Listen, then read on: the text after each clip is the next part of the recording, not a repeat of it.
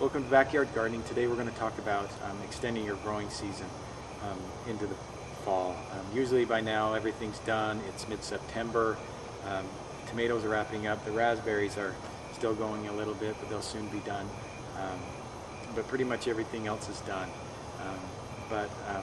What I have done is I have shallow raised beds. I just made them out of redwood from an old deck, and I put these are electrical conduit, quarter-inch or a half-inch conduit, and I bent them just with my foot, bent them and so they fit just right here on each side, and I have 5 conduits, and this is 8 feet long, and the way that I attached them is I just used a half-inch bracket and I screwed them in. Get the ones that have attachments on both sides, and just screw 2 on for each end, and they're nice and stable.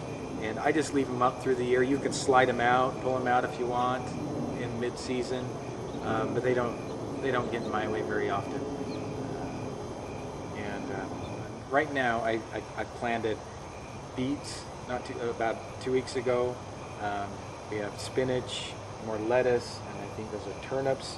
I didn't label them, so I'm not sure, but they look like turnips in there, and I just spray them every day so they don't dry out.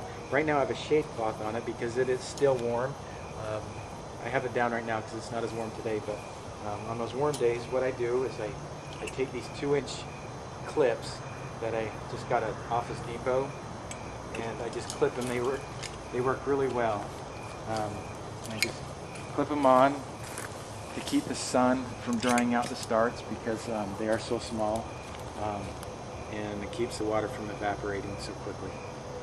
And then when it gets really cold, I will replace this shade cloth with some plastic.